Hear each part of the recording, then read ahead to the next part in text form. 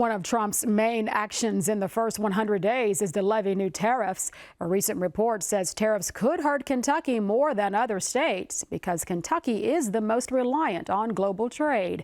Our June Leffler explains more in this report. A recent report poses this formula to gauge how much a state depends on the global market. We are talking about the total value of goods a state exports to and imports from other countries compared to the size of its economy, its gross domestic product, or the GDP that we call it. The report comes from the National Association of Realtors. When compared to its own GDP, Kentucky imports more goods than any other state. Last year's top import was pharmaceuticals, and Kentucky is third in the nation for exports, behind Louisiana and Texas. We export a lot of goods, especially as a manufacturing state, but also an agricultural state.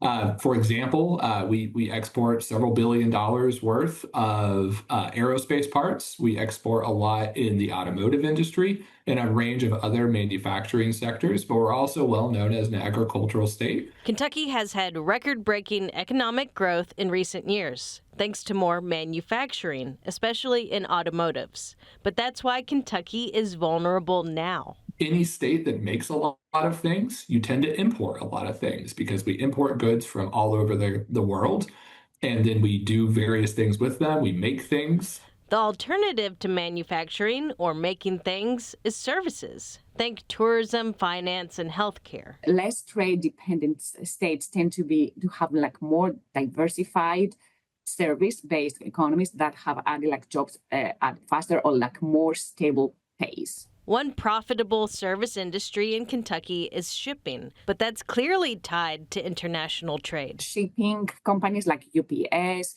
whose Wallport facility in Louisville is one of the largest automated package handling facilities in the world.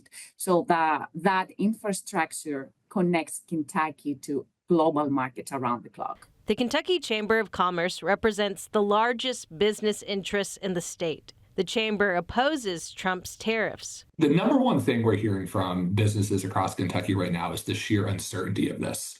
No one knows what's going to happen next. There aren't particularly clear policy objectives that are at least known to businesses. And so it's very, very difficult for them to react and plan around these things at the moment. Kentucky's U.S. senators agree with the chamber. Both Rand Paul and Mitch McConnell have voted to undo tariffs on Canada, though Kentucky's Republican congressmen have a bit more faith in Trump's tariffs. For Kentucky Edition, I'm June Leffler.